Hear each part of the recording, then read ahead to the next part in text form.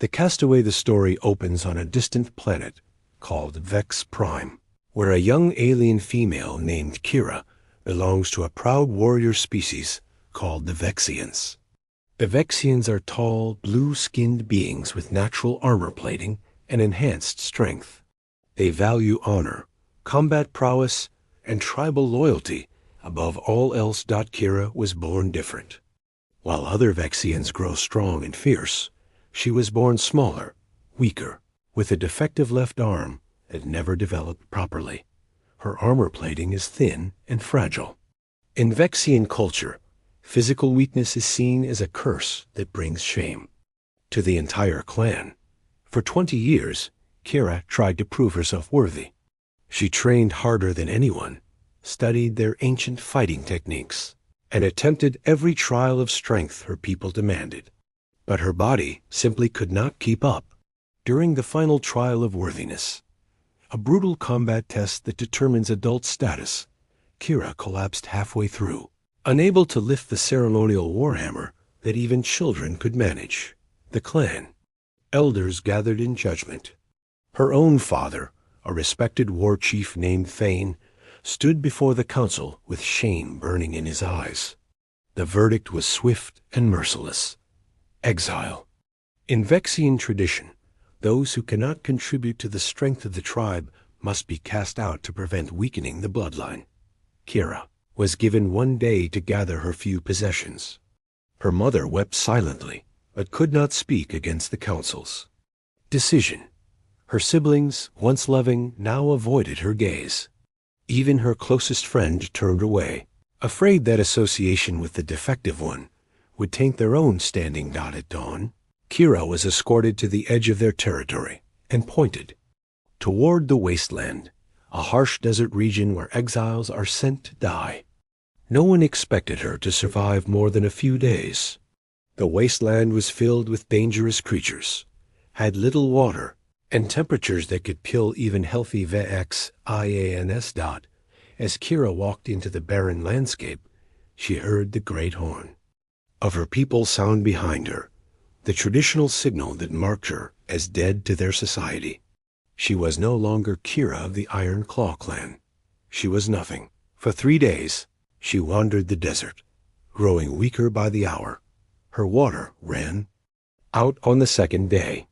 By the 3rd day, she was hallucinating from dehydration and exhaustion. Strange creatures howled in the distance, drawn by the scent of her approaching death. On the 4th morning, Kira collapsed beside a cluster of sharp rocks. She had given up hope. The sun was rising, promising another day of killing heat. She closed her eyes and waited for the end, thinking about the family that had abandoned her and the life she would never have. But death did not come. Instead, she heard something impossible, the sound of mechanical engines approaching across the desert. Through blurred vision, she saw a strange metal vehicle, unlike anything her people had ever built. It was sleek, efficient, and moved with purpose across the sand. The vehicle stopped near her, and a figure emerged. Kira had never seen anything like him before. He was smaller than a Vexian, with smooth pink skin instead of blue armor plating. His build was lean rather than bulky, and he moved with a different kind of grace, not the raw power of her people, but something more fluid and adaptable. The strange being knelt beside her and spoke in a gentle voice, using a language she somehow understood through a small device he wore. "Hey there, you look like you could use some help." This was Kira's first encounter with a human. His name was Tom, and he was a xenobiologist studying the planet's ecosystem. He had been tracking unusual energy readings in the wasteland when he discovered her. Without hesitation, Tom lifted Kira into his vehicle and gave her water from his own supplies. He asked no questions about why she was dying alone in the desert. He simply saw a living being in need and acted to help Dot as they drove toward his research station. Kira stared at this strange creature who had saved her life. In her weakened state, she wondered if this was some kind of fever dream. Her people had taught her that all other species were inferior, weak, and unworthy of respect. But this human had shown her more kindness in 10 minutes than her own family had in her final days among them. Part 1 ends with Kira falling unconscious in the safety of Tom's vehicle, her body finally allowing itself to rest after days of struggle. She does not yet know that this moment will change everything she believes about strength, worth, and what it truly means to be valuable. The stranger's kindness, Kira, awakens in a place unlike anything she has ever seen. Instead of the harsh stone chambers of Vexian architecture, she finds herself in a soft bed within a climate-controlled room. The walls are made of smooth metal and glass, and soft lights provide gentle illumination without the harsh glare she was used to. For a moment, panic grips her. The last thing she remembered was dying in the wasteland. Had her people found her? Was this some kind of punishment chamber? But as her eyes adjust, she sees the human, Tom, sitting at a workstation nearby, quietly studying data on multiple screens. Tom notices she's awake and approaches with a warm smile. "Good morning. How are you feeling?" His translator device allows them to communicate, though Kira is still amazed that such technology exists. Kira tries to sit up quickly, her warrior instincts telling her to be ready for combat or flee. But her body is still weak, and she falls back onto the bed. Tom doesn't move to restrain her or show dominance as any Vexian would. Instead, he simply pulls up a chair and sits at her eye level. "Take it easy," he says gently. "You were severely dehydrated and malnourished when I found you. Your body needs time to recover." This confuses Kira greatly.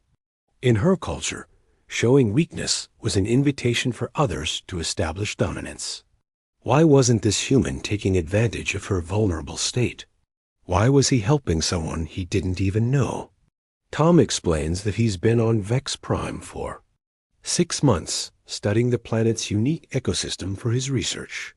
He had heard rumors about the Vexian people, but had never made contact. He asks her name and why she was alone in the wasteland, but when Kira hesitates to answer, he doesn't press the issue. "You don't have to tell me anything you don't want to," Tom says. "But you're safe here. I'm not going to hurt you or turn you away." Over the next few days, Tom cares for Kira with a patience that astounds her. He brings her food specially prepared to match her species' nutritional needs, something he researched quickly after finding her. He checks on her health regularly, but always asks permission before any examination. He gives her privacy and space while still ensuring she has everything she needs to recover. Kira observes this strange human carefully. Tom is smaller than any adult Vexian, with no natural armor or obvious weapons. Yet he moves through his environment with confidence and competence. His research station is filled with advanced technology that seems almost magical to her. He speaks to his computer systems, and they respond. He can communicate across vast distances with his own people. He has machines that can analyze the composition of any material in seconds. Most shocking of all, Tom treats her as an equal. He asks for her opinions, listens when she speaks, and shows genuine interest in her thoughts and feelings. No one in her life had ever done that before. Among the Vexians, her voice had been ignored because she was seen as defective. When Kira finally shares her story, her exile, her people's rejection, her failed trial, Tom's reaction surprises her again. Instead of seeing her as weak or defective, he's angry on her behalf. "They abandoned you because you're different," he asks, his voice tight with controlled emotion. "That's not strength. That's cowardice." Tom shares stories of human civilization, how diversity of thought, ability, and perspective makes them stronger as a species. He tells her about humans who accomplished great things despite physical limitations, about how human society tries to find ways for everyone to contribute their unique talents. Strength isn't just about how much you can lift or how hard you can fight, Tom explains. It's about persistence, creativity, compassion, and the courage to keep going when everything seems hopeless. From what you've told me, you have more real strength than anyone who cast you out. As Kira's physical health improves, she begins to help Tom with his research. Her knowledge of the planet's geography and wildlife proves invaluable. She knows which plants are edible, where to find water sources, and how to predict weather patterns. Tom treats her insights as valuable scientific data. For the first time in her life, Kira feels useful and respected. Tom doesn't see her weak arm as a defect. He sees it as just one part of who she is. He even helps her design tools and adaptations that work with her unique physical needs rather than against them. Part 2 ends with Kira beginning to understand that her people's definition of worth might be completely wrong. This small, seemingly fragile human has shown her more genuine strength and kindness than the mightiest Vixian warriors ever did. She starts to wonder, if humans can be so capable and caring despite being weak by Vexian standards, what else has her people been wrong about? Asterisk learning human ways. 3 weeks after her rescue, Kira has become Tom's unofficial research partner. Their daily routine has settled into something comfortable and productive. Tom continues his ecosystem studies while Kira shares her deep knowledge of the planet's hidden secrets, locations of rare minerals, seasonal migration patterns of dangerous creatures, and the complex relationships between different plant species. What amazes Kira most is how Tom approaches problems. Where Vexians would use brute force to overcome obstacles, Tom uses tools, planning, and creative thinking. When they encounter a blocked cave system that contains important geological samples, Tom doesn't try to smash through the rock barrier. Instead, he uses sonic mapping to find weak points, then carefully applies small explosive charges to create a clean opening without damaging the cave's interior. Violence should be the last option, not the first, Tom explains as they collect their samples. There's usually a smarter way to solve any problem. Kira watches Tom work with his advanced equipment and begins to understand something profound. Humans don't rely on physical strength because they've developed something far more powerful: intelligence applied through technology. Tom's handheld scanner can analyze rock composition in seconds, a task that would take Vexian miners days of dangerous work. His communication device can instantly connect him with experts on distant worlds who can provide guidance on any problem. But it's not just the technology that impresses her. It's how Tom uses it. He shares information freely with other researchers, collaborating rather than competing. He documents everything carefully so that future scientists can build on his work. He even includes Kira's contributions in his reports, giving her credit for discoveries that her own people would never have valued. During quiet evenings at the research station, Tom tells Kira stories about human civilization. She learns about cities with millions of inhabitants living in harmony, about humans who dedicate their lives to healing others, about art and music and literature that exists purely to bring joy and meaning to life. Your people focus on individual strength, Tom observes one night as they watch the planet's 3 moons rise. But humans learned long ago that our real strength comes from working together.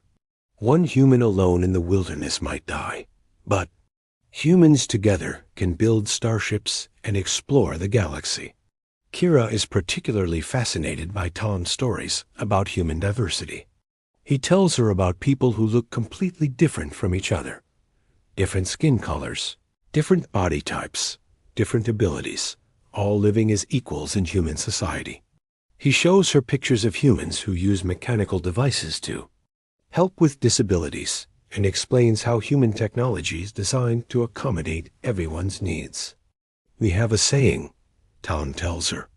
A society is only as strong as how it treats its most vulnerable members. Anyone can be kind to the strong and successful.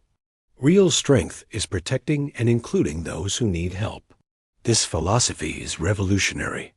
To Kira, everything she was taught said the opposite, that weakness was shameful and should be eliminated to protect the strong.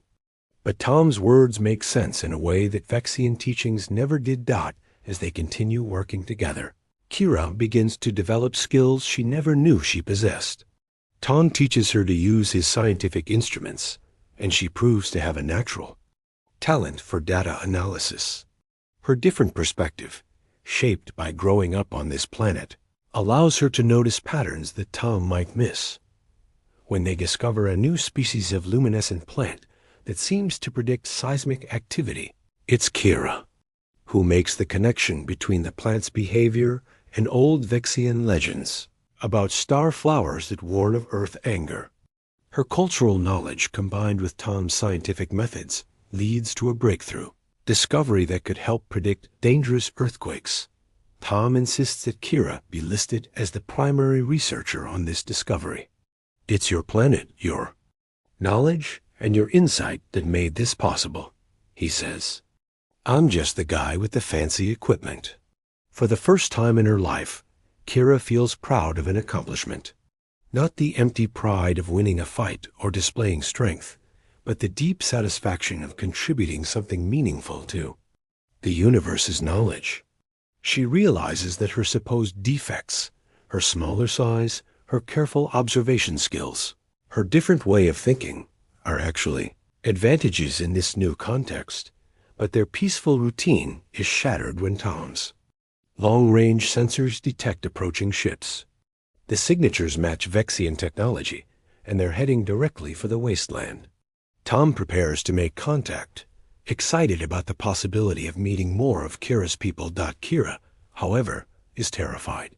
She knows exactly why Vexian ships would be coming to the wasteland, and it has nothing to do with peaceful contact. Her people have discovered Tom's presence, and they're coming to eliminate what they see as a threat, both the strange alien and the exile who should have died long ago. Part 3 ends with Kira facing an impossible choice: hide and let Tom discover the true nature of her people the hard way, or reveal the danger and risk exposing herself to the warriors who exiled her. The confrontation Kira makes her choice quickly. Despite her terror, she cannot let Tom walk unknowingly into danger. She explains to him that the approaching ships belong to Vexian war parties and that they don't come in peace. Her people view any unknown presence on their planet as a potential threat to be eliminated. Tom is confused by her fear. But you're one of them, he says. Surely they'll listen to you. You can explain that I'm just a researcher, that I mean no harm. Kira's heart breaks as she tells him the truth about her exile. She explains that to her people, she is already dead. If they find her alive, especially in the company of an alien, they will see it as an abomination that must be corrected. They will kill her first, then Tom, without any attempt at communication. Tom's reaction is immediate and fierce. Then we leave. Now, my ship has enough range to get us to the nearest human colony. But Kira shakes her head. Tom's research station contains months of irreplaceable scientific data, including their earthquake prediction discovery that could save countless lives on other worlds. If they run, the Vexians will destroy everything, and Tom's work will be lost forever. There has to be another way, Tom insists, his mind already working on solutions. This is the human approach Kira has learned to admire, refusing to accept that violence is inevitable. Together, they develop a desperate plan. Tom will meet with the Vexians under the pretense of peaceful first contact, while Kira hides in his ship's shielded compartments. Tom hopes that his advanced technology and diplomatic approach might surprise the Vexians enough to open dialogue rather than immediate combat. As the Vexian ships land in a standard military formation, Kira recognizes the lead vessel. It belongs to Commander Rex, her own uncle, and one of the most ruthless warriors in their society. Her blood turns cold as she realizes that her father must have sent his own brother to ensure that any trace of their family's shame is permanently erased. Tom approaches the Vexian landing party with confidence, his translator ready and his hands clearly empty of weapons. The Vexians emerge in full battle armor, weapons drawn, moving with the coordinated precision of experienced killers. Commander Rex steps forward, towering over Tom by nearly 2 feet. Through his helmet speakers, his voice carries the authority of someone accustomed to being feared. Alien intruder, you have violated sacred Vexian territory. Prepare to face judgment. Tom remains calm, introducing himself as a peaceful researcher and offering to share his scientific findings. He explains that his work could benefit all species, including the Vexians. He even offers to leave immediately if his presence is unwelcome. Rex listens with growing irritation. To Vexian thinking, Tom's words sound like weakness and cowardice. The fact that this small, unarmored creature would dare to negotiate rather than fight is seen as an insult to Vexian honor. You speak of leaving, Rex growls, but our sensors detected life signs suggesting you harbor a fugitive. The exile, Kira, was sent to die in this wasteland. If she lives, she has contaminated herself by consorting with alien filth. Both crimes demand death. Hidden in the ship, Kira hears every word through the communication system. She watches through the cameras as the Vexian warriors spread out, preparing to search Tom's facility. She realizes that Tom's peaceful approach, admirable as it is, cannot work with people who see diplomacy as weakness. But then Tom surprises everyone, including Kira. His demeanor shifts, and his voice takes on a harder edge. You want to talk about strength and honor? Tom asks, stepping closer to the massive Vexian commander. Let me tell you what I see. I see warriors so afraid of difference that they abandon their own family members to die. I see people so insecure about their own worth that they have to prove it by bullying those smaller than themselves. Rex roars in fury and raises his weapon, but Tom continues speaking, his voice carrying across the wasteland. Kira told me about your trials of strength, but the strongest person I've ever met is someone your people threw away like garbage. She survived alone in a desert that should have killed her. She rebuilt her life from nothing. She's contributed more to the universe's knowledge in 3 weeks than your entire warrior culture has in generations. The Vexian commander is so shocked by this small being's audacity that he hesitates for a crucial moment. In that pause, Tom activates a hidden signal, and his research station's defensive systems come online. Advanced human technology that the Vexians have never encountered. Finding true strength, the standoff stretches for long, dangerous moments.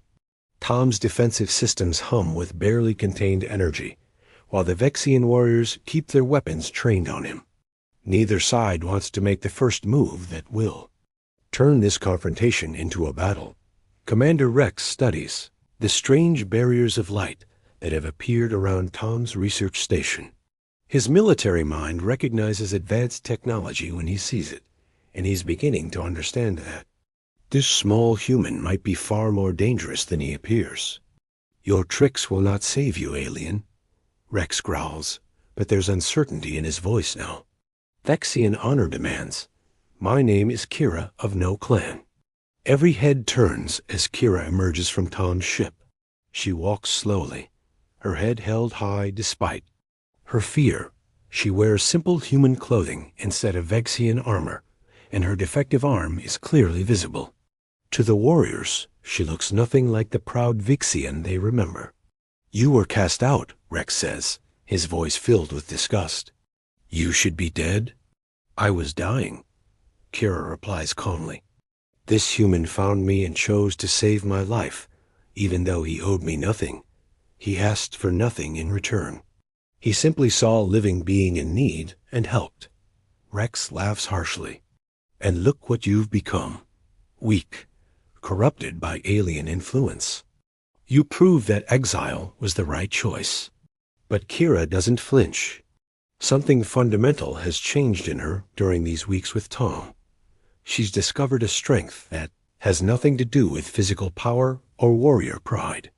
Let me show you what I've become, she says, activating a holographic display from Tom's equipment. The image shows their earthquake prediction research, complex data, analysis that could save thousands of lives across the galaxy. This is my work, Kira explains. My knowledge of our planet, combined with human science, created something that never existed before. I've done more to protect life in 3 weeks than any Vexian warrior does in years of fighting.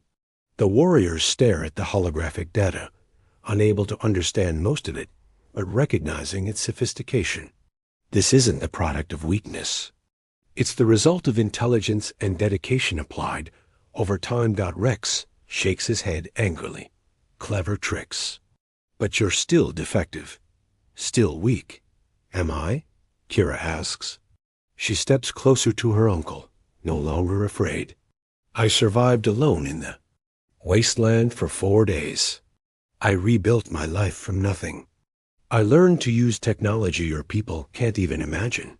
I found purpose and meaning beyond just proving I can hurt others. She gestures to Tom, who watches proudly.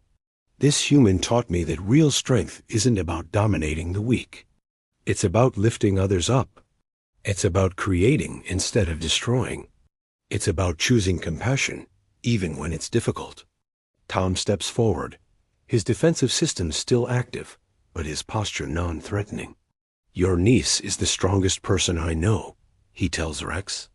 Not because she can win fights, but because she refused to let rejection and abandonment destroy her spirit. She chose to grow instead of becoming bitter. For the first time, Rex hesitates. He looks at Kira, really looks at her, and sees something that confuses him. Despite everything she's been through, despite being cast out and left to die, she doesn't radiate the hatred and broken spirit he expected. Instead, she seems more confident and purposeful than she ever did as a member of their clan. The exile laws are absolute, Rex says, but his voice lacks its earlier conviction. Then change them, Kira replies simply. You're warriors. You're supposed to protect your people. But what you're protecting is fear, ignorance, and waste. How many potential contributors have you thrown away because they didn't fit your narrow definition of worth? She activates another display, showing Tom's research on human civilization. Humans became the most successful species in their region. Of space, not by being the strongest, but by being the most adaptable. They include everyone. They find ways for different types of people to contribute. That's why they can build starships and form alliances with dozens of other species. The images show human cities, human technology, human achievements that dwarf anything in Vexian civilization. Rex and his warriors stare in stunned silence at the scope of what they're seeing. You came here to kill us, Tom says quietly. But we're offering you something better. Partnership, trade, scientific exchange. Your people's strength combined with human innovation could accomplish incredible things. Rex struggles with concepts that challenge everything he's believed his entire life. Finally, he makes a decision that surprises everyone, including himself. I will consider your words, he says slowly. But the exile laws will be reviewed by the full council, Kira finishes firmly. Because I'm not asking to return as the person I was. I'm demanding recognition as the person I've become. The story ends with Rex and his warriors departing, carrying with them copies of the research data and a message for the Vexian leadership. Change will be slow and difficult, but the first cracks have appeared in their rigid system. Kira chooses to remain with Tom, continuing their research partnership, while serving as an ambassador between their peoples. She has found something more valuable than acceptance from those who rejected her. She has found her own worth and a purpose that transcends the limitations others tried to place on her. In the final scene, as they watch the Vexian ships disappear into the sky, Tom asks if she regrets leaving her people behind. Kira smiles, looking out at the wasteland that nearly killed her and is now the site of her greatest discoveries. They didn't leave me behind, she says. They set me free.